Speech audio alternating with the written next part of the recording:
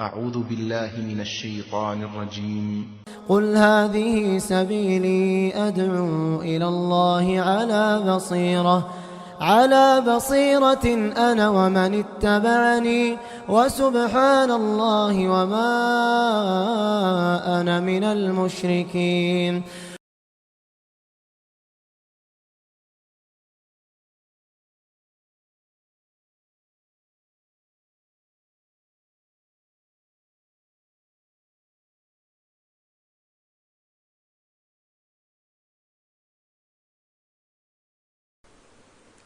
إن الحمد لله نحمده ونستعينه ونستغفره ونعوذ بالله من شرور أنفسنا ومن سيئات أعمالنا. من يهده الله فلا مضل له ومن يضلله فلا هادي له. فإن أصدق الحديث كتاب الله وخير الهدي هدي محمد صلى الله عليه وسلم وشر الأمور محدثاتها وكل محدثة بدعة وكل بدعة ضلالة وكل ضلالة في النار. أشهد أن لا إله إلا الله وحده لا شريك له وأشهد أن محمدا عبده ورسوله. أما بعد، فأعوذ بالله من الشيطان الرجيم. بسم الله الرحمن الرحيم. يا أيها الذين آمنوا اتقوا الله حق تقاته ولا تموتن إلا وأنتم مسلمون. يا أيها الناس اتقوا ربكم الذي خلقكم من نفس واحدة وخلق منها زوجها وبث منهما رجالا كثيرا ونساء واتقوا الله الذي تساءلون به والأرحام إن الله كان عليكم رقيبا.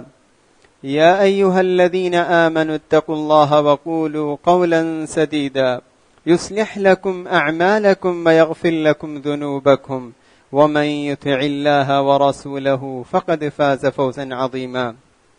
قال الله تعالى في القرآن المجيد. بسم الله الرحمن الرحيم. وأيوب إذ نادى ربه أني مسني الضر وأنت أرحم الراحمين. ہر قسم کی تعریف، توصیف، بزرگی اور بڑائی اس اللہ رب العالمین کے لیے لائق و زیبا ہے جو آسمان و زمین اور ہم تمام لوگوں کا خالق، مالک، رازق ہے۔ بے شمار درود و سلام نازل ہو ہمارے پیارے نبی محمد مصطفیٰ صلی اللہ علیہ وسلم پر، جنہوں نے ہم تک اللہ تعالیٰ کے اس پیغام کو پہنچایا۔ اللہ کی رحمتیں نازل ہو تمام صحابہ کرام رضوان اللہ علیہ مجمعین پر، تابعین پر، تبع تابعین پر اور سارے نیک لوگوں پر۔ اس مختصر سے حمد و ثنا کے بعد، محترم بزرگوں، دوستوں، پیارے بچوں اور اسلامی ماؤں اور بہنوں، قرآن مجید اللہ تعالیٰ کی کتاب ہے۔ قرآن مجید اللہ کا کلام ہے، ہدایت کا سرچشمہ ہے۔ اللہ تعالیٰ نے لوگوں کی ہدایت اور رہنمائی کے لیے اللہ نے قرآن مجید نازل کیا، جیسا کہ اللہ تعالیٰ سورۃ البقرہ میں ارشاد فرماتا ہے، شہر رمضان الذی انزل فیہ القرآن ھدی للناس، کہ وہ رمضان کا مہینہ ہے جس میں اللہ تعالیٰ نے قرآن کو نازل کیا ہے، اس میں لوگوں کے لیے ہدایت اور رہنمائی ہے۔ قرآن بالکل زندگی کے سارے مسائل کا حل بیان کرتا ہے اور انسان کو زندگی کے ہر مرحلے میں بالکل صحیح رہنمائی کرتا ہے، چاہے وہ عقیدہ ہو، عبادات ہو، معاملات ہو، آداب ہو، ہر مرحلے میں قرآن انسان کی صحیح رہنمائی کرتا ہے، جیسا کہ قرآن مجید میں اللہ تعالیٰ ارشاد فرماتا ہے، ان ھذا القرآن یہدی للتی ہی اقوم، بے شک یہ قرآن مجید اس بات کی طرف رہنمائی کرتا ہے جو بہت ہی درست بات ہے اور صحیح بات ہے۔ تو اس قرآن مجید میں اللہ تعالیٰ بہت سے انبیاء کے قصے بیان کرتا ہے۔ یہ انبیاء اور نیک لوگوں کے قصے اللہ تعالیٰ قرآن مجید میں بیان کرتا ہے۔ انبیاء کے قصے جو صحیح قصے ہیں، سچے واقعات اللہ تعالیٰ قرآن مجید میں بیان کرتا ہے۔ انبیاء کے سچے واقعات، نیک لوگوں کے سچے واقعات قرآن میں بیان کرتا ہے، اور یہ واقعات سچے واقعات ہیں، بہترین واقعات ہیں۔ پڑھنے والوں کے لیے، سننے والوں کے لیے، سمجھنے والوں کے لیے اس میں درس عبرت ہے، سبق ہے، نصیحتیں ہیں. جیسا کہ اللہ تعالیٰ فرماتا ہے نحن نقص علیک احسن القصص، اے نبی ہم آپ پر اچھے قصے بیان کرتے ہیں. تو میں آج کے اس خطبے میں انہی انبیاء میں سے ایک نبی کا قصہ مختصر طور پر ذکر کر کے اور اس واقعے سے ہمارے لیے جو نصیحت کی بات ہے، جو ہمارے لیے جو عبرت اور سبق ہے، میں اس کو مختصر طور پر آپ لوگوں کے سامنے بیان کرنا چاہتا ہوں. میری مراد ایوب علیہ السلام ہے. جیسا کہ میں نے آپ لوگوں کے سامنے حمد و ثنا کے بعد سورۃ الانبیاء کی ایک آیت میں نے آپ لوگوں کے سامنے پڑھی. اللہ فرماتا ہے وَأَيُّوبَ إِذْ نَادَىٰ رَبَّهُ، یاد کرو ایوب علیہ السلام کو. ایوب علیہ السلام انہوں نے کہا، اللہ سے دعا مانگی، مَسَّنِيَ الضُّرُّ وَأَنْتَ أَرْحَمُ الرَّاحِمِينَ، پروردگارا مجھے ایک بیماری لگی ہے اور تو ہی رحم کرنے والوں میں سب سے زیادہ رحم کرنے والا ہے. ایوب علیہ السلام کا یہ واقعہ بہت اہم واقعات میں سے ایک واقعہ ہے اور بہت ایسا واقعہ ہے جس میں ہمارے لیے بہت سی عبرت اور نصیحت کی باتیں اس میں ہیں. یہی وجہ ہے کہ اللہ تعالیٰ قرآن مجید میں ہمارے پیارے نبی محمد صلی اللہ علیہ وسلم کو ایوب علیہ السلام کو یاد کرنے کا حکم دیتا ہے. اللہ تعالیٰ سورہ صاد میں فرماتا ہے، اللہ کے رسول کو حکم دیتے ہوئے کہتا ہے وَاذْكُرْ عَبْدَنَا ایوب، کہ اے نبی ہمارے بندے ایوب علیہ السلام کو یاد کرو. یہی نہیں، آگے اللہ فرماتا ہے ایوب علیہ السلام کے قصے میں وَذِكْرَىٰ لِأُولِي الْأَلْبَابِ، عقل مند لوگوں کے لیے اس میں نصیحت ہے، سبق ہے، اس میں عبرت ہے. اور یہی نہیں، آگے اللہ فرماتا ہے ایوب علیہ السلام کے تعلق سے نعم العبد، کہ ایوب علیہ السلام وہ بہترین بندے تھے. نعم العبد، کہ وہ بہترین بندے تھے، اللہ کی طرف زیادہ رجوع کرنے والے تھے. تو محترم حضرات، تو میں آج مختصر طور پر ایوب علیہ السلام کا قصہ اور اس میں ہمارے لیے جو نصیحت ہے اور جو سبق ہمارے لیے ہے، میں اس کو مختصر طور پر بیان کروں گا انشاءاللہ. سب سے پہلی چیز، جیسا کہ ہم دیکھتے ہیں کہ ایوب علیہ السلام ایک جلیل القدر پیغمبر تھے. ابراہیم علیہ السلام کی نسل سے تھے، جیسا کہ قرآن مجید میں اللہ تعالیٰ ارشاد فرماتا ہے وَمِن ذُرِّيَّتِهِ اللہ کہتا ہے کہ ابراہیم علیہ السلام کی نسل میں سے ہی سلیمان بھی تھے اور اسی کے ساتھ ایوب علیہ السلام بھی تھے. ایوب علیہ السلام ایک پیغمبر بھی تھے اور ایک مالدار آدمی بھی تھے. اللہ تعالیٰ ان کو بے شمار نعمتوں سے نوازا تھا، مال سے، دولت سے، اولاد سے، جانوروں سے، کھیت، باغات، زمین، بہت ساری نعمتوں سے اللہ نے ان کو نوازا تھا. بہت خوشحال زندگی بسر کر رہے تھے، لیکن اللہ نے چاہا کہ ان کو آزمائش میں مبتلا کریں. اللہ کی حکمت ہے کہ اللہ تعالیٰ جس کو چاہتا ہے وہ آزمائش میں مبتلا کر سکتا ہے. تو اللہ تعالیٰ نے انہیں آزمانا چاہا تو ان کی آزمائش کا وقت شروع ہو گیا. تو ایوب علیہ السلام کے جو بچے تھے، جو اولاد تھے، ان اولاد کا انتقال ہو گیا. اور پھر ایوب علیہ السلام کے پاس جو نعمتیں، جو مال و دولت تھی، سب کچھ فنا اور برباد ہو گئے. اور پھر اس کے بعد ایوب علیہ السلام خود بیمار ہو گئے. اس قدر سخت بیمار ہوئے، جیسا کہ مفسرین کہتے ہیں کہ کیا بیماری تھی اس کی تفصیل تو نہ قرآن میں ہے اور نہ ہی صحیح حدیث میں ہے، لیکن مفسرین کہتے ہیں کہ یہ اتنے سخت بیمار ہوئے کہ گویا کہ جسم سے کچھ پھوڑے نکل آئے اور جسم کا کوئی حصہ محفوظ نہیں رہا، صرف زبان اور دل کے. زبان اور دل صرف دو محفوظ رہے اور اس کے علاوہ جسم کا کوئی عضو اور کوئی حصہ صحیح سالم باقی نہیں رہا. سبحان اللہ، اندازہ کیجئے کس قدر سخت بیمار ہوئے اور اس قدر بیمار ہوئے اور پھر بھی اللہ تعالیٰ کو یاد کرتے تھے. اور اسی بیماری میں ہے جسم سے بدبو آنے لگی تو لوگ، خاندان والے، گھر والے، بستی والے کنارہ کشی اختیار کرنے لگے. تو پھر ایوب علیہ السلام مجبور ہو کر بستی سے دور ایک جگہ سکونت اختیار کر لیتے ہیں. اور اس موقع پر آپ کے ساتھ کوئی نہیں، صرف آپ کے ساتھ آپ کی وفادار بیوی، صرف آپ کے ساتھ آپ کی وفادار بیوی ہوتی ہے جو آپ کی خدمت میں لگی ہوئی رہتی ہے. جس طرح انہوں نے عیش و آرام کے وقت انہوں نے ان کا ساتھ دیا، بالکل اس مشکل گھڑی، اس مشکل لمحات میں بھی ایوب علیہ السلام کی بیوی وفاداری کا ثبوت دیتے ہوئے ان مشکل لمحات میں بھی ایوب علیہ السلام کے ساتھ رہتی ہے اور ان کی خدمت کرتی ہے. جو کچھ پیسے بچے تھے اس پیسوں سے کھانے کی چیزیں خریدتی اور پھر ایوب علیہ السلام کو کھلاتی تھی. جب پیسے ختم ہو گئے تو ایوب علیہ السلام کی بیوی بستی جا کر گھروں میں کام کر کے مزدوری کر کے پیسے کماتی اور اس پیسے سے کھانے کی چیزیں خرید کر لاتی، ایوب علیہ السلام کو کھلاتی تھی. سبحان اللہ. اور صرف اتنا ہی نہیں، اس قدر بیمار ہوئے کہ قضائے حاجت، پیشاب و پاخانہ بھی خود سے نہیں جا سکتے. ان کی بیوی تھام کر، ان کی بیوی کے سہارے سے وہ قضائے حاجت کے لیے نکلتے تھے. اس قدر سخت بیمار ہوئے. ایسے ہی دن ہفتے مہینوں میں سال گزرتے گئے. 18 سال صبر کی، 18 سال صبر کے. جیسا کہ بعض روایات، ابن حبان کی روایات کے مطابق، اور اس حدیث کو شیخ البانی نے بھی صحیح قرار دیا ہے اور دوسرے اہل علم نے بھی اس حدیث کو صحیح قرار دیا. ہاں بہت سارے اختلافات، کسی نے کہا 13 سال اور کسی نے کہا 8 سال، لیکن اس روایت کے مطابق معلوم ہوتا ہے کہ تقریباً 18 سال ایوب علیہ السلام اس آزمائش میں رہے، اسی آزمائش میں رہے. ان کے ایک 2 دوست ہیں، سب نے ان کو دھتکار دیا، کوئی ان سے قریب نہیں ہوتا تھا، سب کنارہ کشی اختیار کر لیے. ان کے کوئی 2 دوست تھے جو کبھی کبھی ان کی عیادت کے لیے آتے تھے. تو اس میں سے ایک دوست نے اپنے ایک دوسرے دوست سے کہا، میں سمجھتا ہوں ایوب اذنب ذنبا، کہ ایوب علیہ السلام نے ایک ایسا گناہ کیا ہے جس کی وہ سزا بھگت رہے ہیں.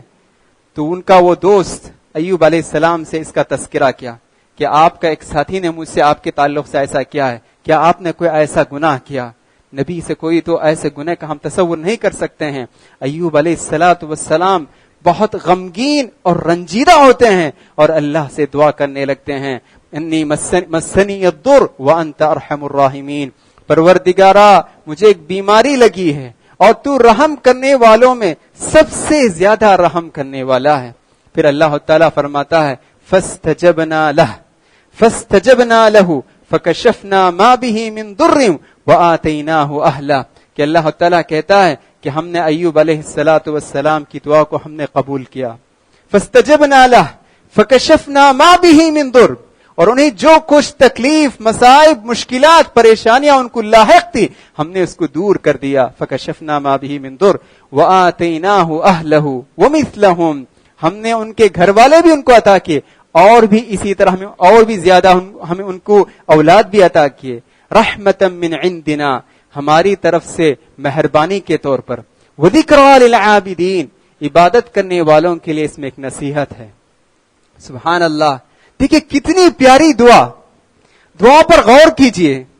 ایوب علیہ السلام اللہ سے پوری عاجزی، انکساری، اللہ کے بہترین نام کا سہارا لے کر اللہ سے عاجزی کے ساتھ گڑ گڑاتے ہوئے پوری طرح تواضع کے ساتھ کہتے ہیں، اور اللہ کو حکم بھی نہیں دے رہے ہیں اے اللہ میں بیمار ہوں مجھے شفا دے، حکم بھی نہیں، بالکل درخواست کی شکل میں عاجزی کے ساتھ پیش کرتے ہیں. اور اللہ کے بہترین نام ارحم الراحمین، اللہ کی صفت کا حوالہ دیتے ہوئے کہتے ہیں کہ پروردگارا بیمار ہوں، بیماری مجھے لگی ہے اور تو رحم کرنے والا. بس اتنی تاثیر اس دعا میں تھی کہ اللہ نے اس دعا کو قبول کیا اور ان کی ساری بیماری کو اللہ نے دور کر دیا.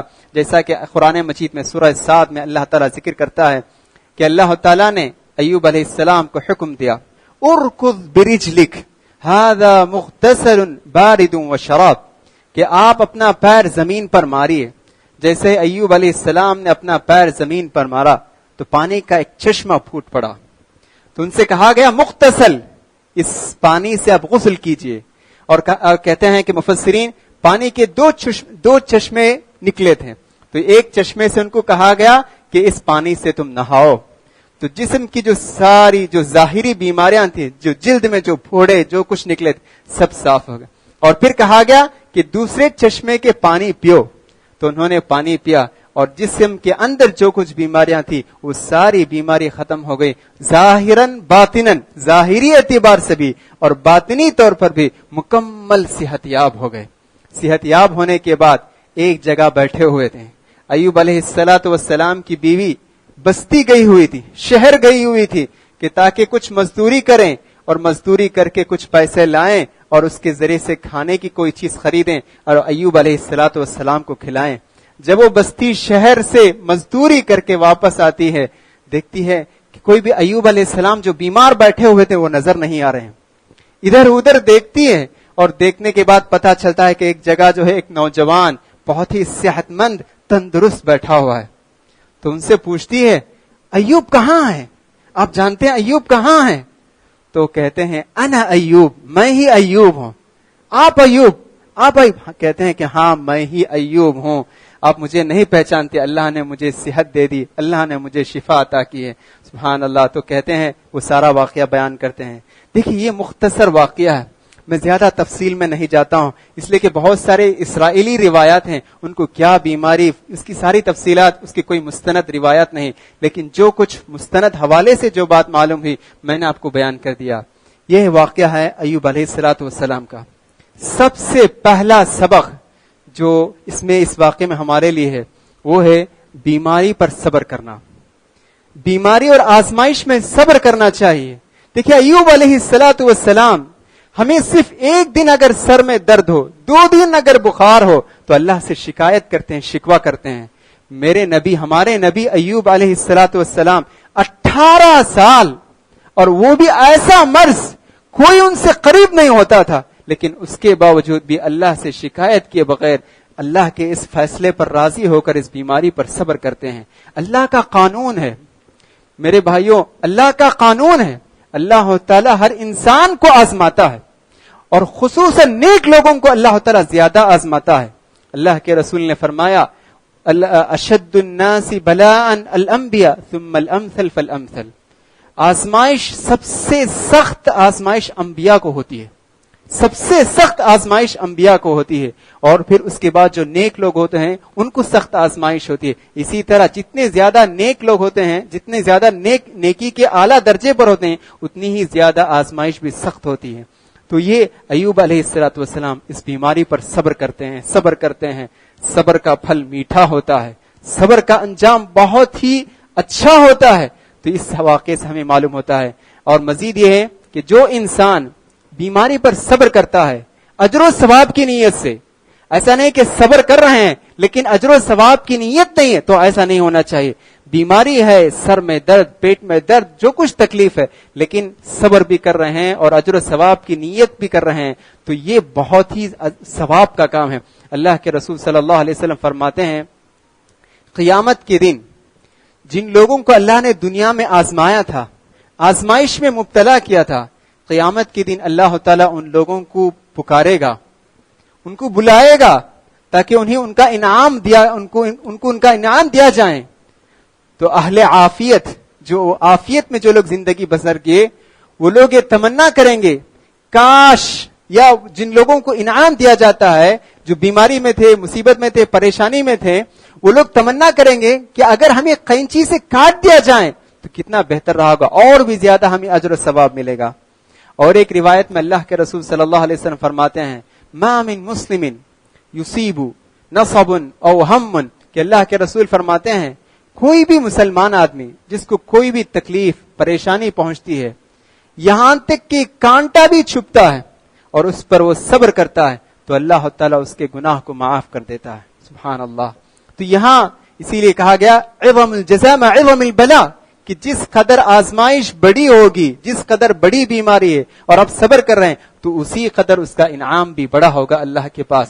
تو محترم دوستو، تو یہ جو کچھ ہمیں بیماری ہے تو ہمیں اس پر صبر کرنا چاہیے، تو صبر کرنے کی وجہ سے اللہ کے پاس اس کا بہت بڑا انعام ہمیں ملنے والا ہے، تو ہمیں مایوس نہیں ہونا چاہیے۔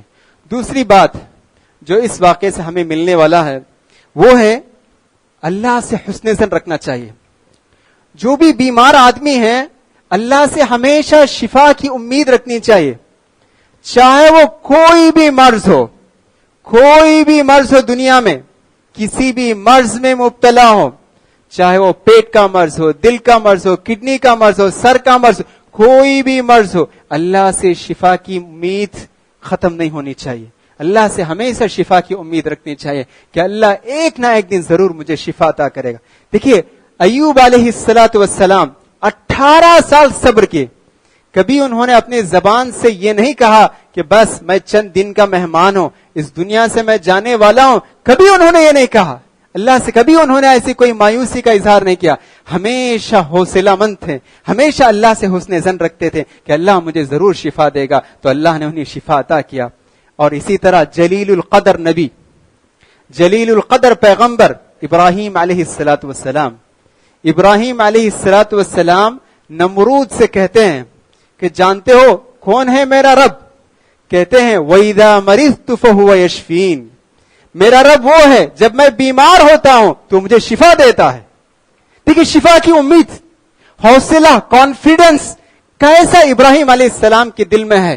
تو یہ کانفیڈنس اور یہ امید اور یقین ہونا چاہیے، یہ حوصلہ. اگر مجھے شفا ضرور مل کر رہے گی، کوئی بھی مرض ہو دنیا میں، کوئی بھی مرض ہو، ضرور مجھے اللہ تعالیٰ شفا عطا کرے گا. مجھے اللہ کی ذات پر پورا بھروسہ ہے، مجھے یقین ہے کہ ابراہیم علیہ السلام نے کہا وَإِذَا مَرِضْتُ فَهُوَ يَشْفِينِ، کہ اللہ نے کہا ہے کہ وہ ابراہیم علیہ السلام کہتے ہیں کہ جب میں بیمار ہوتا ہوں تو ضرور مجھے شفا عطا کرتا ہے، تو ضرور مجھے اللہ تعالیٰ شفا عطا کرے گا. تو ضرور شفا مل کر رہے گی. اور ایک حدیث میں اللہ کے رسول فرماتے ہیں انا عند ظن عبدی، کہ میں بندے کے گمان کے پاس رہتا ہوں. بندہ جیسے میرے سے گمان کرتا ہے میں بھی اسی طرح اس کے ساتھ معاملہ کرتا ہوں. اگر وہ میرے ساتھ اچھا گمان کرتا ہے تو میں بھی اس کے ساتھ اچھا برتاؤ کرتا ہوں. اگر وہ مجھ سے بدظن ہو جاتا ہے تو میں بھی وہی اس کے ساتھ معاملہ کرتا ہوں. تو بدظن نہیں ہونا چاہیے، شفا کی امید ہونی چاہیے. بہت سارے لوگ کہتے ہیں میں چند دن کا مہمان بن گیا، مجھے لا علاج ہو گیا. دیکھیے حدیث میں اللہ کے رسول فرماتے ہیں لِكُلِّ دَاءٍ دَوَاءٌ، لِكُلِّ دَاءٍ دَوَاءٌ عَلِمَهُ مَنْ عَلِمَ وَجَهِلَهُ مَنْ جَهِلَ. ہر بیماری کے لیے دوا ہے، اور جب وہ دوا بیماری کے مطابق لکھی جاتی ہے، کھاتا ہے مریض تو اس کو شفا ملتی ہے. جاننے والے جانتے ہیں اور نہیں جاننے والے اس کو نہیں جانتے ہیں. ہم دیکھتے ہیں قریب تک ٹی بی کا مرض لا علاج مرض سمجھا جاتا تھا. جو بھی شخص ٹی بی سے متاثر ہے سمجھا جاتا تھا کہ وہ تو دنیا کے چند دنوں کا مہمان. لیکن الحمدللہ کہ آج اس کی دوائیں موجود ہیں. اس کو ایک بیماری ہی نہیں سمجھتے، ایک معمولی بیماری سمجھتے ہیں. کینسر کے بارے میں کہتے تھے کہ وہ تو سب میں قاتل ہے، وہ تو زہر ہے، بس انسان کو تو موت کو گلے لگانا ہے، وہ چند دن کا مہمان. لیکن ابھی معلوم ہو گیا کہ کینسر میں اگر شروع ہی میں اس کا علاج کیا جائے تو کینسر جو ہے کیوریبل ڈیزیز، اس کا بھی علاج کیا جا سکتا ہے، اس سے اس کا علاج ہو سکتا ہے، آدمی دوبارہ اپنی صحت مند زندگی گزار سکتا ہے. تو اس طرح انشاءاللہ جو بھی بیمار ہیں تو اس سے ہمیں پریشان نہیں ہو جائے. تو میں اپنے اس خطبے سے ہر اس بیمار کو یہ پیغام دینا چاہتا ہوں جو سر کے درد کی وجہ سے پریشان، پیٹ کی بیماری کی وجہ سے پریشان، دل کی بیماری کی وجہ سے پریشان، کڈنی کے مرض کی وجہ سے پریشان ہے. حسن زن اللہ سے اچھا گمان رکھیے، اللہ سے اچھا گمان رکھیے. اب اپنی اس بیماری پر صبر کرتے رہے اجر و ثواب کی نیت سے. دنیا میں تو نہیں لیکن آخرت میں اس کا بہت بڑا ثواب آپ کو ملنے والا ہے. تو یہ دوسرا سبق ہے. تیسرا جو اس ہم واقعے سے جو ہمیں سبق ملتا ہے وہ ہے علاج کا. جو بھی انسان اگر بیماری میں مبتلا ہو تو اس کا علاج مناسب اور صحیح علاج کرنے کی پوری کوشش کرنی چاہیے. دیکھیے ایوب علیہ السلام جب بیمار ہوئے تو اللہ نے یہ نہیں کہا کہ ایوب میں نے آپ کو شفا دے دی، لیکن اللہ نے کہا کہ اپنے پیر کو زمین پر مارو اور وہ پانی جو نکلے گا اس چشمے سے، اس پانی سے نہاؤ اور اس پانی کو پیا کرو تو آپ کو شفا ملے گی. تو اس سے کیا معلوم ہوتا ہے؟ اس سے یہ معلوم ہوتا ہے کہ بیماری کے لیے جو ظاہری اسباب ہیں ان اسباب کو ہمیں اپنانا چاہیے.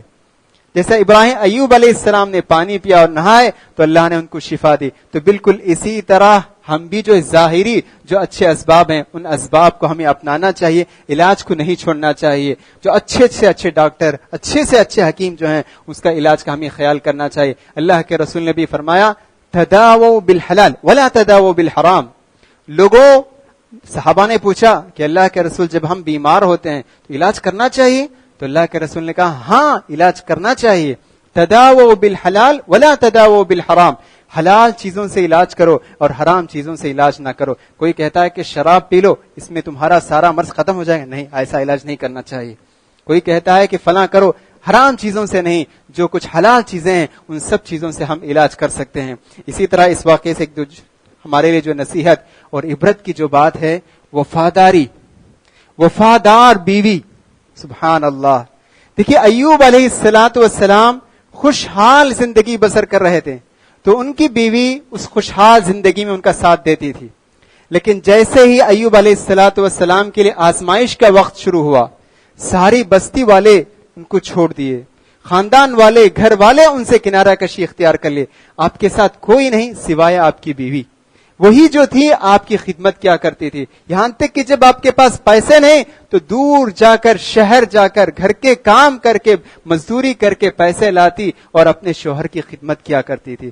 تو یہ ہونا چاہیے, وفاداری کا ثبوت دینا چاہیے. ایسی بیوی یقیناً قابل مبارکباد ہیں. اسی لیے اللہ نے ایوب علیہ السلام کے گھر والوں کا بھی ذکر کیا ہے. تو مفسرین اہل علم ان کی بیوی کی بہت تعریف کرتے ہیں کہ یہ وفادار ہونا چاہیے.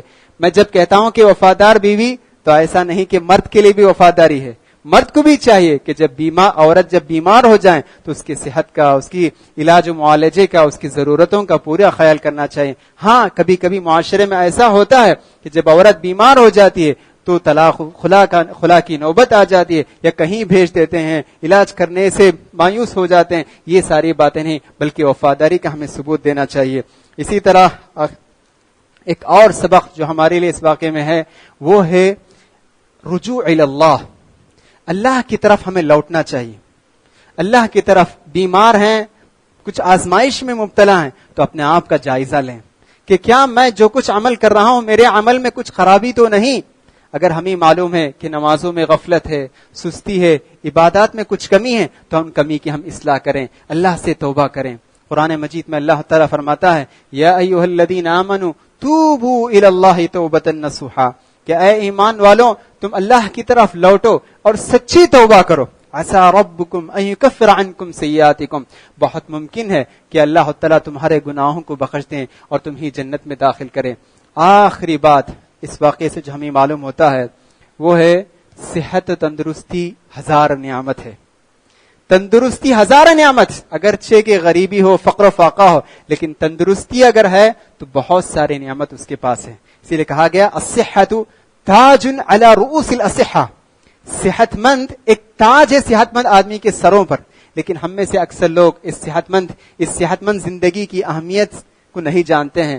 اللہ کے رسول فرماتے ہیں نعمتان مغبون فیہما کثیر من الناس, اللہ تعالیٰ کی بہت ساری نعمتیں ہیں لیکن ان نعمتوں میں سے ایک نعمت جو ہے صحت ہے, صحت و تندرستی. تو لیکن اکثر لوگ اس میں غفلت میں ہیں. تو جب صحت مند ہیں تو اسی وقت جو کچھ ہمیں نیک کام کرنا چاہیے وہ نیک کام کرنے میں جلدی کریں, پہل کریں. کہیں ایسا نہ ہو کہ ہم صبح میں صحت مند ہوں, تندرست ہوں, اور بعد میں جو ہے بیمار ہو جائیں. اسی طرح ایک اور صفت, ایک اور واقعہ, ایک اور بات جو اس واقعے سے ہمیں ملتا ہے وہ ہے دعا کی اہمیت. جیسا کہ میں نے کہا دعا کی اہمیت. دعا, اس سے معلوم ہوتا ہے کہ ایوب علیہ السلام جو اس قدر سخت آزمائش میں مبتلا تھے لیکن ان کے پاس جو ایک ہی ہتھیار تھا وہ ہے دعا کا ہتھیار. تو دعا ایک مسلمان کا ہتھیار ہے, دعا ایک مسلمان کی قوت ہے, دعا مسلمان کا ایک سہارا ہے. اسی لیے اللہ کے رسول نے فرمایا الدعاء سلاح المؤمن, کہ دعا مومن کا ہتھیار ہے. دعا سے اس بیماری کا علاج ہو سکتا ہے جس سے دواؤں سے جو علاج نہیں ہو سکتا ہے. وہ کام دعا کر سکتی ہے جو دوا نہیں کر سکتی ہے. تو اسی لیے ہمیشہ دعا کرتے رہنا چاہیے. تو جو بھی بیمار ہیں اس ایوب علیہ السلام کی اس پیاری دعا کو ہمیشہ پڑھتے رہنا چاہیے.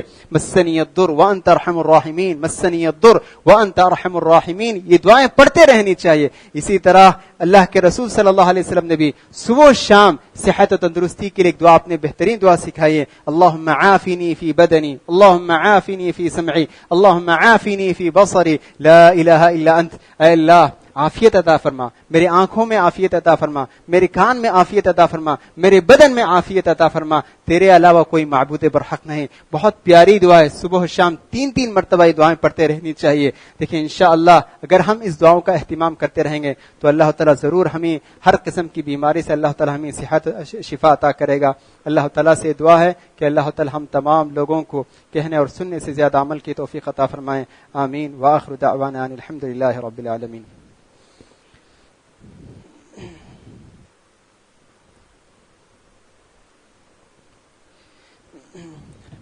إن الحمد لله نحمده ونستعينه ونستغفره ونعوذ بالله من شرور أنفسنا ومن سيئات أعمالنا، من يهده الله فلا مضل له ومن يضلله فلا هادي له، فإن أصدق الحديث كتاب الله وخير الهدي هدي محمد صلى الله عليه وسلم، وشر الأمور محدثاتها وكل محدثة بدعة وكل بدعة ضلالة وكل ضلالة في النار۔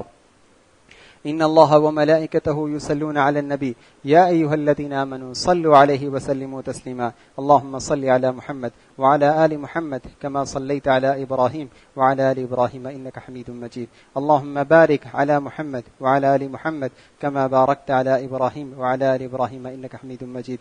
إن الله يأمر بالعدل والإحسان وإيتاء ذي القربى وينهى عن الفحشاء والمنكر والبغي يعظكم لعلكم تذكرون، اذكروا الله يذكركم ولذكر الله أعلى وأعز وأجل وأتم وأكبر، والله يعلم ما تصنعون۔